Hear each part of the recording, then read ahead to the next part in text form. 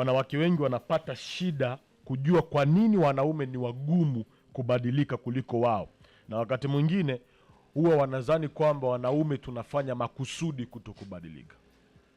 Wanawake huwa wanafikiria hilo kwamba ni makusudi, kwamba tunafanya kusudi. Kuna machujio manne. Haya machujio ndo mwanaume huwa anayatumia akitaka kubadilika. Kwanza tukubaliane kwamba hakuna mwanadamu mwenye uwezo wa kumbadilisha mwanadamu mwingine. Sawa? Hayupo. Hakuna mwanadamu mwenye uwezo wa kumbadilisha mwanadamu mwingine. Isipokuwa, kwa mfano si mimi nafundisha hapa, yupo msikilizaji. Mimi simbadilishi msikilizaji, ila ninachokifanya ni kumhamasisha msikilizaji ayafanye maamuzi ya kubadilika. Kwa anayebadilika, anayeamua kubadilika, sio mimi ninayembadilisha, isipokuwa ni yeye anaamua mwenyewe kubadilika kwa kupitia uhamasishaji ambao nimeufanya mimi Pastor Alex. Kwa ndoa nyingi leo Timothy zina changamoto kwa sababu hii. Mke anataka mume abadilike anavyotaka yeye, na mume anataka mke abadilike anavyotaka yeye, kitu ambacho hakiwezekani. Na hapo ndipo ugomvi unatokea, kwa sababu Timothy, wewe utakiwi kuishi mimi kabla hujaishi wewe. Tunaeleka vizuri hapo? Hapo sijaelewa. Yaani mimi Pastor Alex sitakiwi kuishi anavyotaka mke wangu kabla sijaishi ninavyotaka mimi. Manake unataka uanze na wewe kwanza. Unatakiwa kuishi wewe Timothy kabla hujaishi yule Timothy anayetaka mke wako uwe. Unamaanisha nini? Iweke wazi. Ngoja niweke sawa. Yaani ipo hivi. Timothy, utakiwi kujivua uhalisia wa maisha yako kwa sababu mke wako anakutaka uishi kwenye uhalisia mwingine. Ukiishi uhalisia wanaotaka watu, utakuwa uishi uhalisia wa maisha yako. Ndio kwa maana tunasema real men are real. Yaani wanaume halisi ni wale ambao wapo halisi. Mwanamke halisi, kinachomvutia mwanaume kwa mwanamke ni uhalisia wa mwanamke. Yaani Orida, ili uolewe hutakiwi kufeki maisha, unatakiwa kuwa halisi, Orida halisi. Sasa nikupe machujio manne ambayo mwanaume huwa anayatumia ili kubadilika. Jambo la kwanza, mwanaume ili abadilike huwa okay, Timothy umekuja kuniambia Pastor, unaona saikolojia mwanaume. Okay, anapiga mahesabu, huyu anayeniambia nibadilike ni nani? Ndio swali la kwanza la akili ya mwanaume. Sawa? Yaani kabla mwanaume hajapokea, huwa anafanya tathmini kwanza ya mtu anayemwambia abadilike. Okay, huyu anayeniambia ni mke wangu. Mke wangu ana elimu gani? Mke wangu ana upeupi, let's say, how should I say this? Yaani ana uwezo gani wa kufikiri mambo? Okay. Unaelewa? Ndio.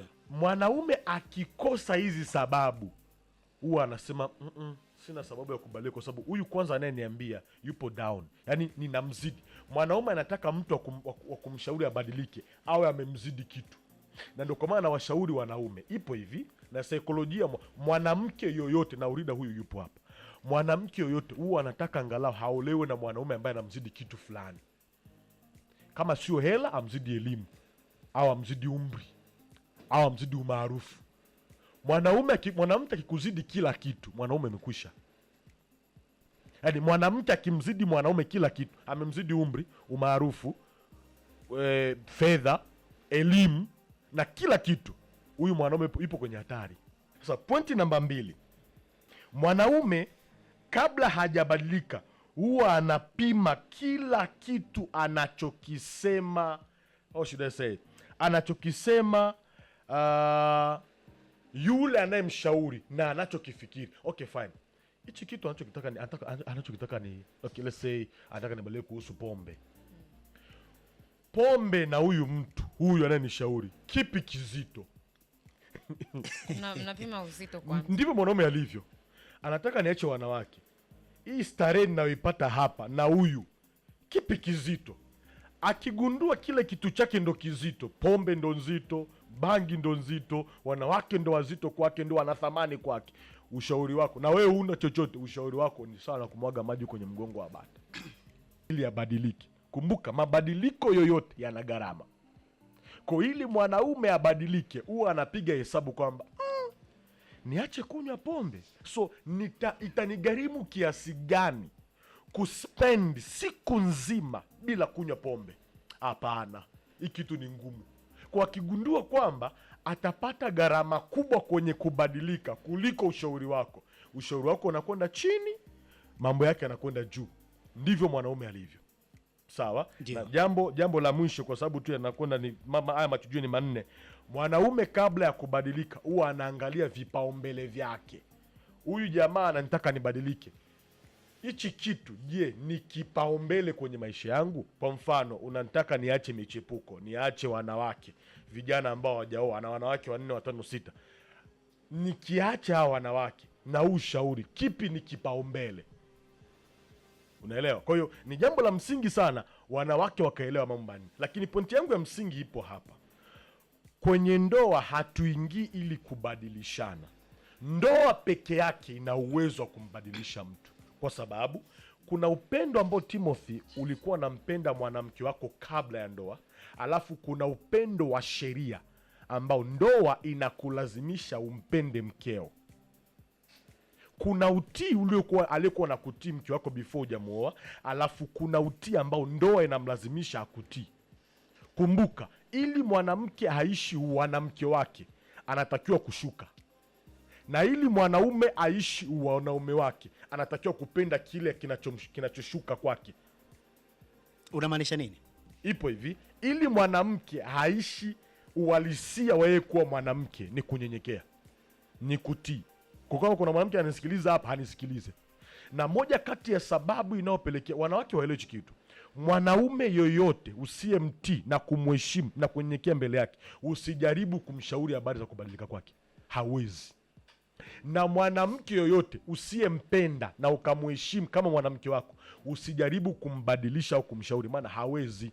Maana mwanamke anamsikiliza yule tu anayempenda, na mwanaume anamsikiliza yule tu anayemheshimu na kumtii.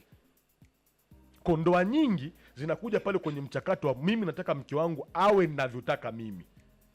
Na kati nimemuoa na miaka 35, ni mtu mzima, ana miaka 29, ni mtu mzima, ameshaelewa vitu, anajua vitu, ana mitazamo yake, and then mimi nimekuja kutania kwa mwaka wa 27, 29, 30, 35 ndo nimbadilisha awe ninavyotaka mimi. Hapo ndipo ugomvi unapotokea. Kwa pointi inapokuja kwamba kuna baadhi ya tabia Timothy, tukikwambia leo uziache, unakufa. Na unaweza usifi tu kuzika, bali ukafa huku ukiishi. Sababu uhalisia wa mtu ni mtu kuishi ile reality yake. Yaani ipo hivi, Timothy, nikikwambia leo acha hichi kitu, na kati wewe unahisi kwamba ndo kukifanya kile kitu ndo maisha yako, afu nikwambia acha na kuua, ni afadhali nikakushauri, alafu wewe ukafanya mchakato, ukalipia gharama taratibu kubadilika kwenye lile jambo.